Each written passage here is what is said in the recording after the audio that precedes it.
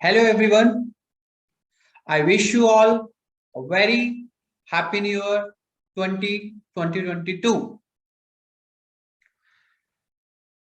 So friends, as we know that with this new year, the government under the GST law is also bringing multiple changes which are made effective from 1st January 2022.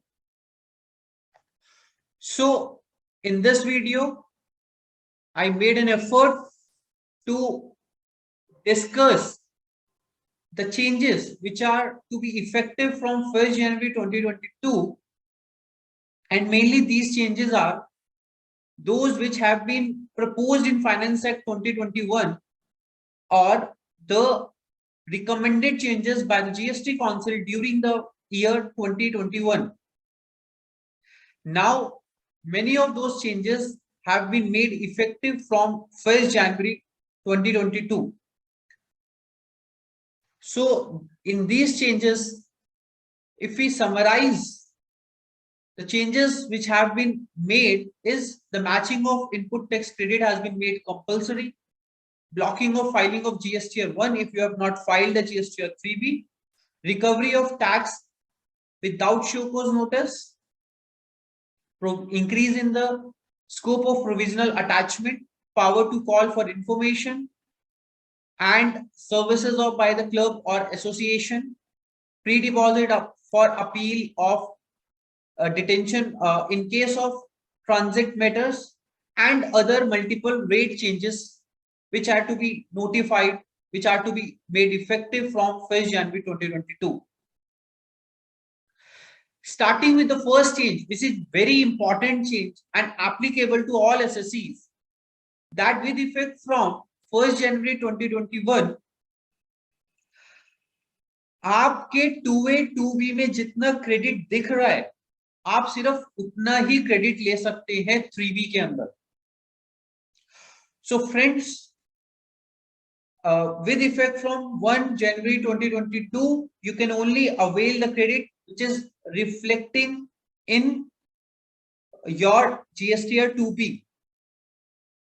इसके लिए government ने section 16(2)(a) में इन changes introduce किए हैं, and in the yesterday notification 40/2021, the government has also amended the Rule 36(4). Rule 36(4) provides that you can avail the credit in GSTR 3B, which is uploaded by the supplier in its GSTR 1 or IFF facility, and that is reflecting in your GSTR 2B. अब friends एक question मेरे पास बार बार आ रहा है कि ये change कब से effective होगा. लेट्स से मेरे जो क्रेडिट दिसंबर में मैंने अवेल किए जिसकी रिटर्न जनवरी में जानी है, क्या ये चेंजेस उस पे भी एप्लीकेबल है? So my answer is no. Those changes shall be applicable only with effect from 1st January 2022. So Jin invoices का क्रेडिट मैं 1st जनवरी ऑनवर्ड्स लूंगा उसके लिए मुझे इंश्योर करना है कि वो मेरे क्रेडिट में रिफ्लेक्ट हो रहा है कि नहीं. फ्रेंड्स, इस टॉपिक के ऊपर डिटेल्ड डेलिब्रेशन, इसका हिस्ट्री एंड मैचिंग प्रोविजन की journey, for this I have made a separate video. You can watch on my YouTube channel the separate video relating to matching of input tax credit. Coming to the second amendment, अगर आपने GSTR 1 file नहीं की है, sorry, अगर आपने GSTR 3B previous month की file नहीं की है तो आप सब्सिक्वेंट मंथ की GSTR 1 फाइल नहीं कर सकते. Means what is happening that people are filing their GSTR 1 and due to which the credit get reflected in GSTR 2A 2B of the recipient, but the vendor were not submitting their GSTR 3B return, and because of this the government is not getting the revenue but the recipients are taking the credit. Now with this type of practice get curbed, where the GSTR 1 cannot be filed until unless you have filed the GSTR 3B of the previous month. This amendment has been done in the Rule 59(6), where they have mandated to file GSTR 3B of the previous month prior to filing the GSTR 1 of the subsequent month. Coming to the third change, which is, say, giving the very wide power to the tax authorities of the recovery of tax without issuance of show cause notice.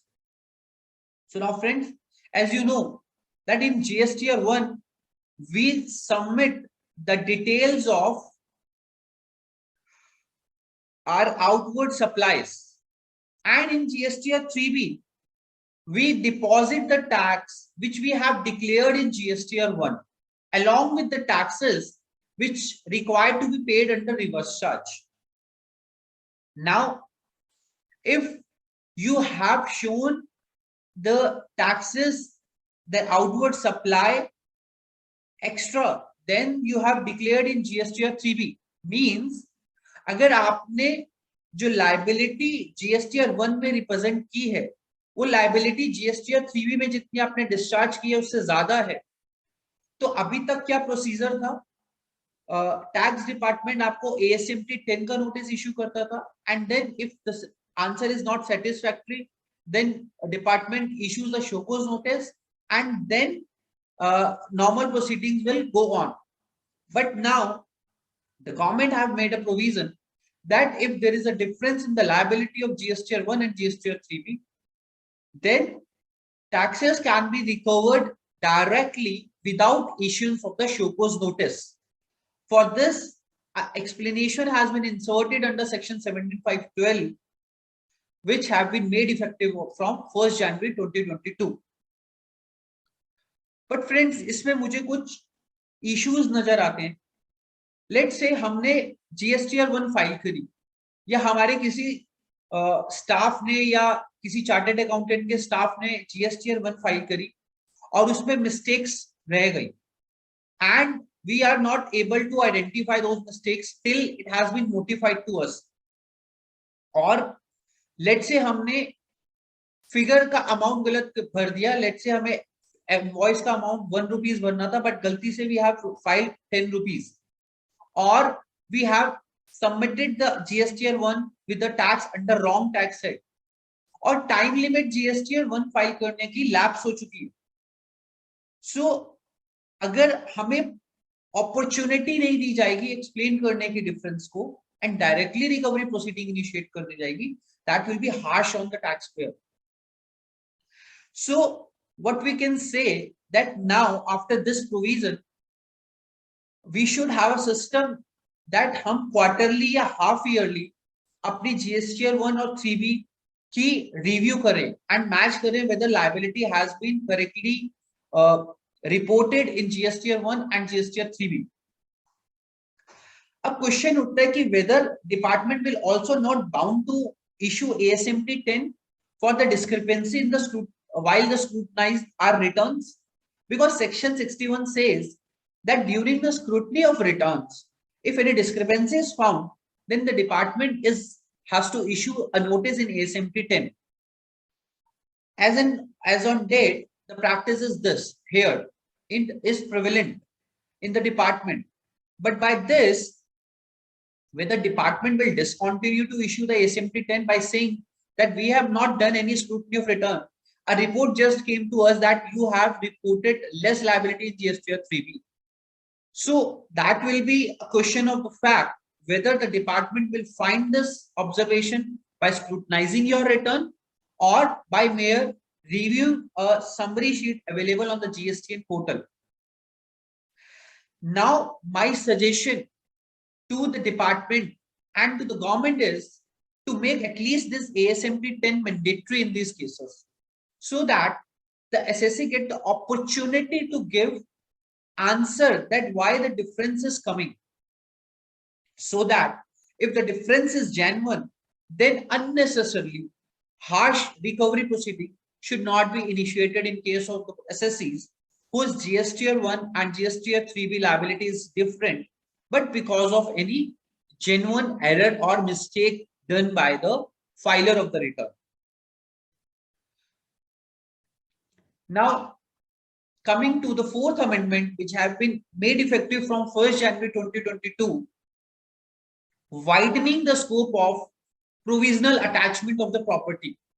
So friends, अभी तक अगर proceedings हमारी section 62, section 63, 64, 67, 73 and 74 की proceedings चल रही हैं, then only if the commissioner thinks, then he can initiate the provisional attachment proceedings and he can provisionally attach the property.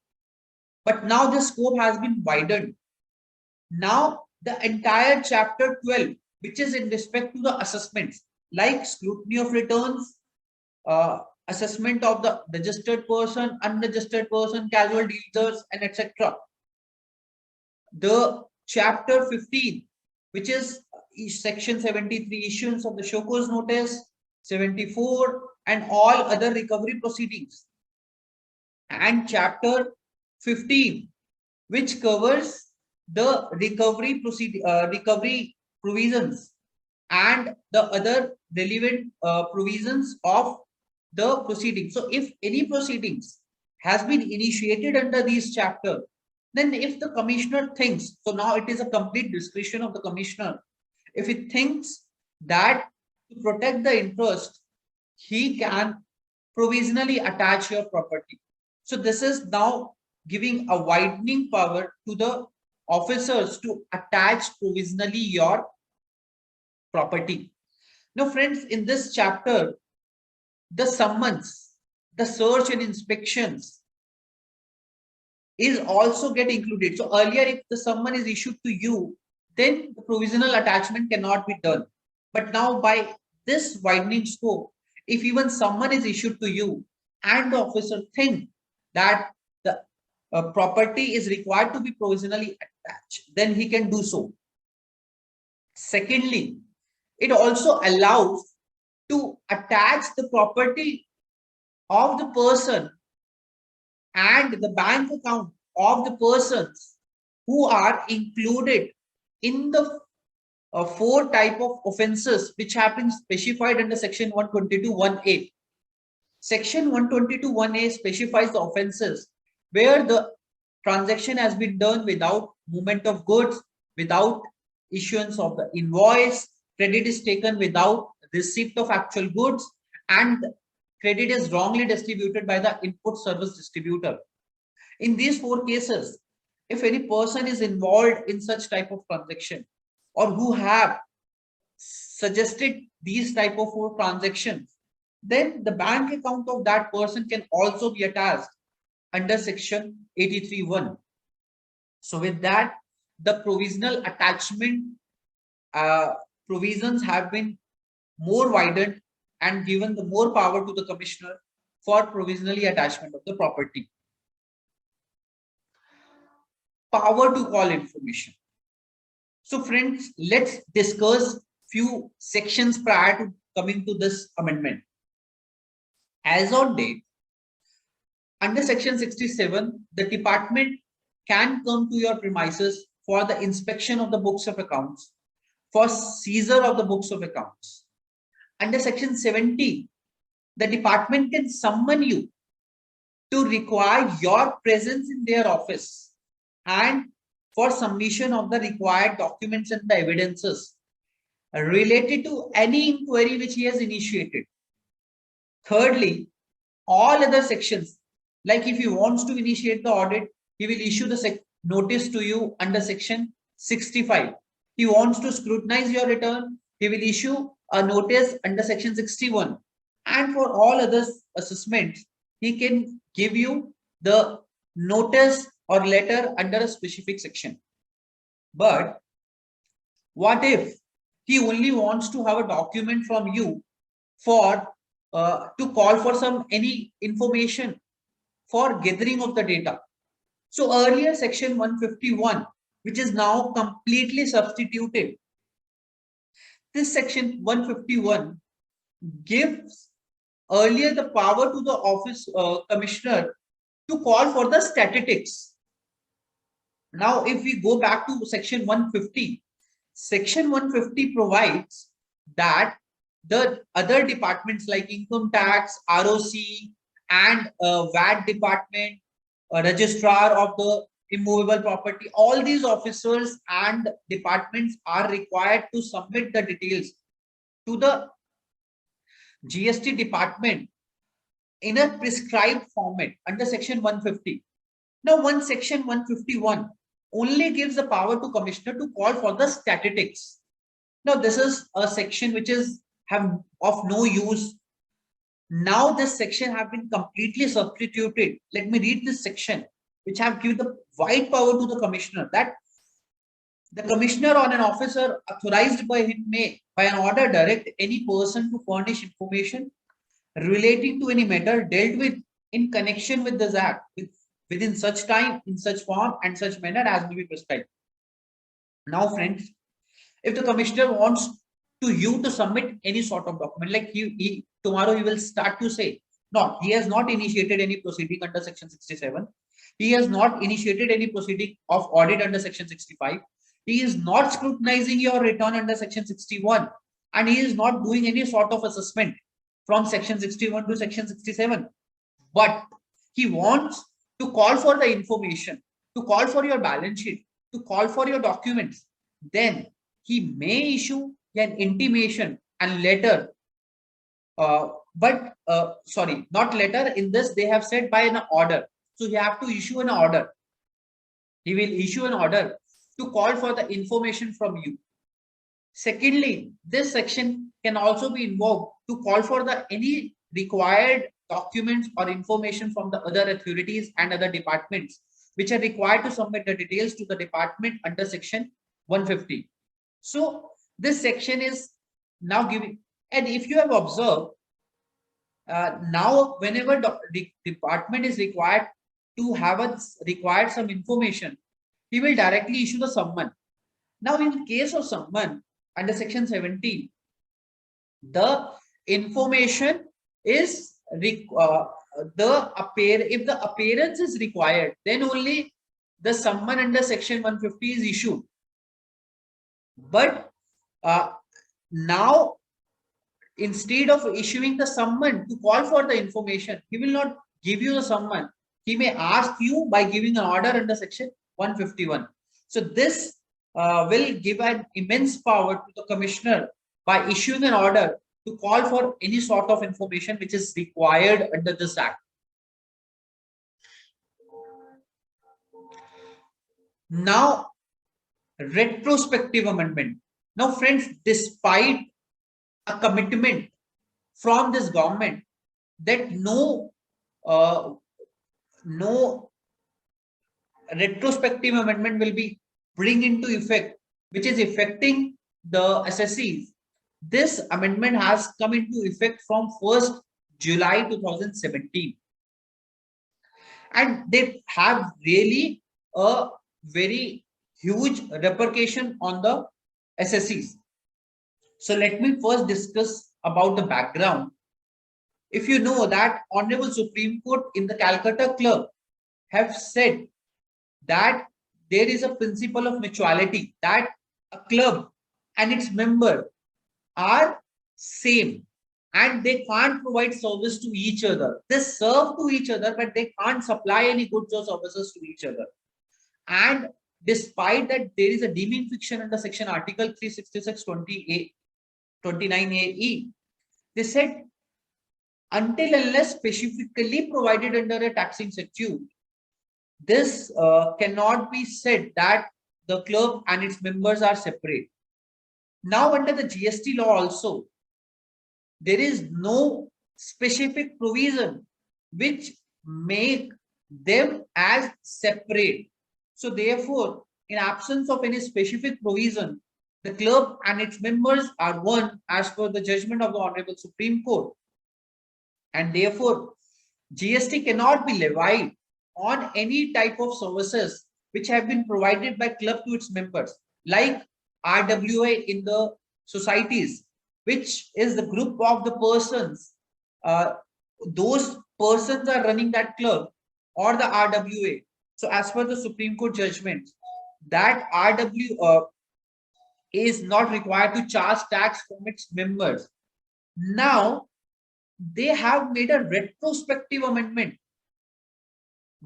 by amending the scope of supply, and they specifically inserted that the activities or the transaction by a person other than individual to its member or the constituents or the vice versa for cash deferred payments or other valuable consideration within the scope of supply.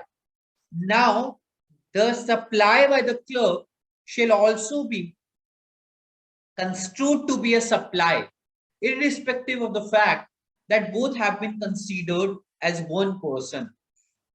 The repercussion of this retrospective amendment is that if any club like an RWA is not charging tax because of this interpretation and have stopped to charge tax after this judgment of the Honorable Supreme Court, have not charged any tax from its members.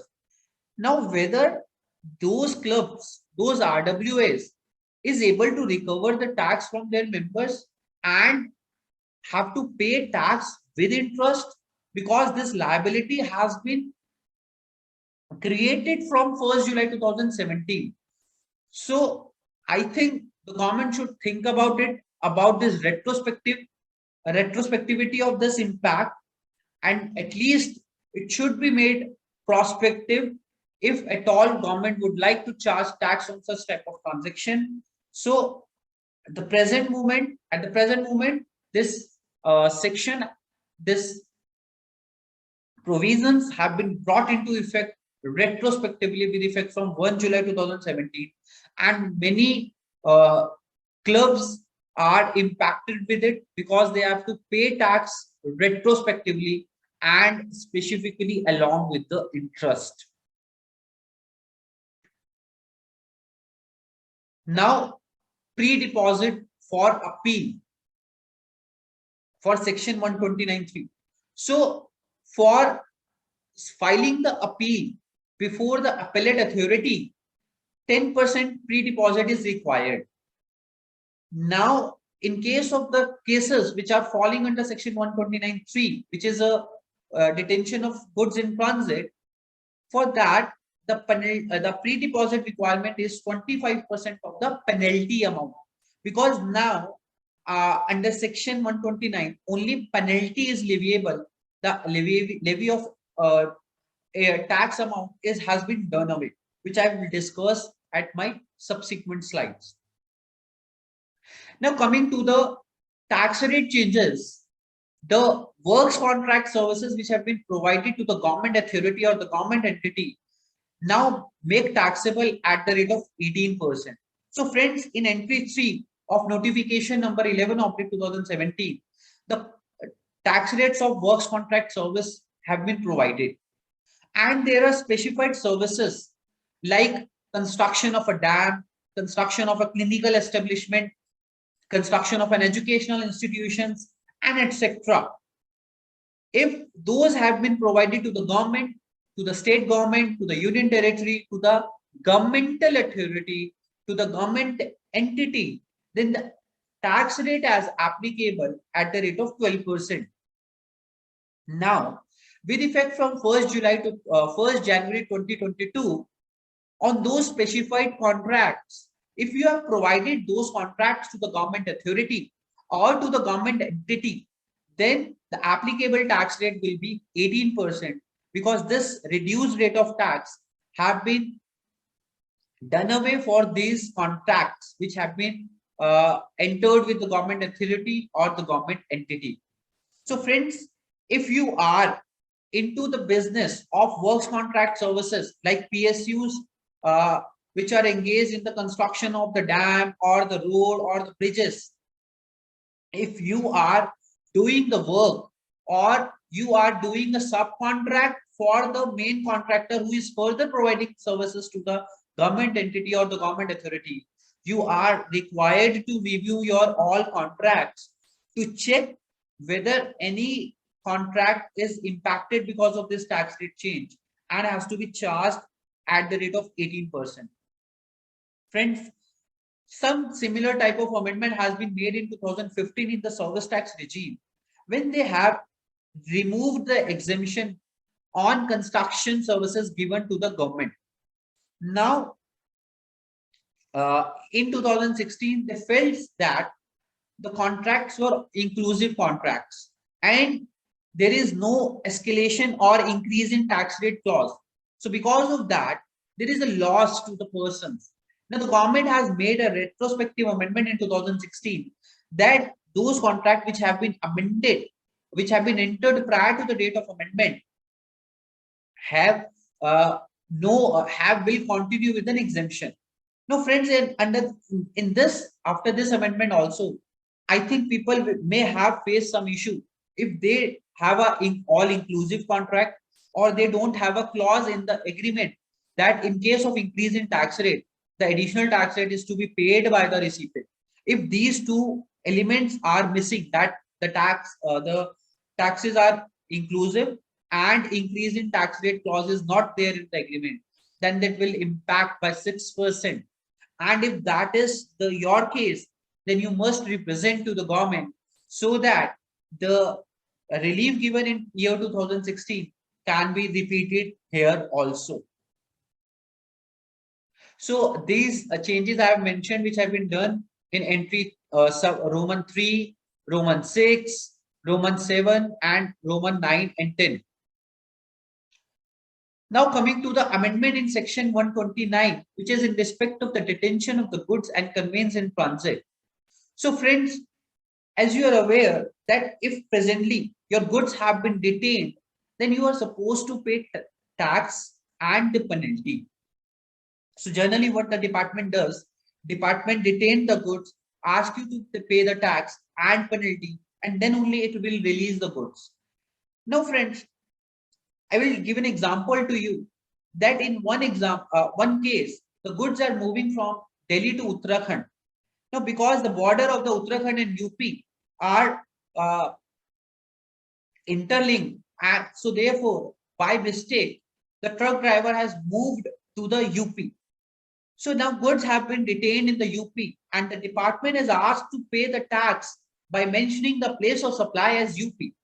But in my case, the transaction is from Delhi to Uttarakhand and the place of supply should be the Uttarakhand. Now the government, the UP officers have asked me to pay the tax of the UP itself and having a place of supply UP. But by for getting released my goods, I have to be forcefully pay the tax and penalty at that point in time.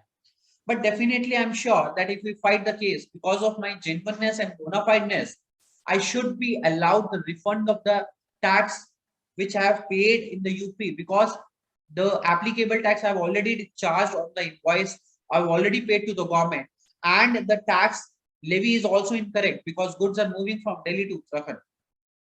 So now, feeling so, the government has amended this section 129. Now they said that when the goods are detained, you are supposed to pay 200% penalty of the tax payable. So they are not asking you to pay the tax at the moment of releasing of the detained goods. They will saying that you have to pay now 200% penalty to get released your goods. Now by doing so, they are collecting 200% of the tax payable. Now this fight will definitely continue, that if you have already charged the correct tax on your invoices, then tax payable is nil. Therefore, no penalty should be there. But as all we know, the practically what is happening on the ground, that the goods are not get released until unless you pay the penalty or the taxes the department is asking you to pay. Now, there is one more harsh amendment have been done in this case, that earlier there is a provision available to you that by submitting the bond or the security, you can get released your goods. But now the submission of the bond or the security has been done away. So you can't submit bond or security to get released goods. You have to pay the penalty, or there is no way if the department has assessed the penalty on the moment. Now, there is one amendment that officer will assess the tax within 7 days, and issue the notice first within 7 days for detention, and issue the pass the order in within 7 days from the date of the issuance of such notice. Now there is one more harsh amendment and wide power given to the officers who has detained your goods, that he can sell your goods if you are not able to pay penalty which he has assessed within 15 days from the order. So now he can sell your goods on the moment itself if you are not able to pay the penalty, which is 200%. Now, with this inconsequential amendment, they have given the manner for the recovery of taxes, that how the goods will be sold, what procedure has to be followed while selling the goods during the detention, and they have also amended Rule 154, in which they said that this procedure of disposal of the sale proceeds from the sale of goods. So these provisions have been made more stringent, and now you have to be more cautious while creating the document for the transition of the goods. Although we are clear that there are multiple judgments giving the relief to the SSCs, that the very purpose of this section 129 is to curb the evasion of the tax. But nowadays, if your tax invoice number, if your tax amount, if anything is getting mismatched, even due to a bona fide error or a system error, then also your goods get detained and you are supposed to pay penalty at the rate of 200%. Now you have to be more cautious about this. There is one more amendment which have been done under section 73 and 74. Earlier, what was the provision that, let's say, one proceedings under section 73 and 74 is going on against XYZ. Now, because the goods have been detained of XYZ, but the proceedings have been initiated under section 129 during the detention, or the proceedings against transporters or against the supplier has been initiated, and the parallel proceedings is going on against the recipient under section 73, 74, then if the proceedings get settled under section 73, 74 of one person, then it shall be construed to be concluded under section 129 and 130. But now these section 129 and 130 have been omitted from there. So therefore, the parallel proceedings will go on. If the proceeding under section 73, 74 is going on, the parallel proceedings under section 129 and 130 will go on in respect of the same person as well as of the different persons. Now this is again and basically adverse impact on the SSCs whose goods get detained during the transit. So these are the amendments which I have highlighted, have been done under section 129, and these are the disposal of the proceeds which have been substituted by Rule 154. Now GST on the e-commerce operator. So friends, section 95 of the CGST Act empowers the government to notify the transactions on which e-commerce operator is required to pay tax, which have been done through the e-commerce platform. So presently there are two types of services are notified. One is taxi services, cab services. Another one is hotel services. So these two type of services are notified, or certain services like plumber, electricians, etc. Now with effect from 1st January 2022, the scope of transport of passengers by motor vehicle has been widened. Now any type of motor vehicle, that is including the auto rickshaw, has included in the scope. Now through whatever mode of motor vehicle, these e-commerce operator like Ola, Uber will provide you the services. They are supposed to pay tax on that. Now, if you have heard about it, the restaurant services like Swiggy, like Zomato, if they are giving you the food through their electronic platform, then the Zomato or Swiggy is required to charge the tax on these restaurant services. I will give the example how. Like Zomato has collected the food from the Haldiram. Now the Zomato is supplying you the food. So Zomato is liable to pay the taxes on the food supplied to you.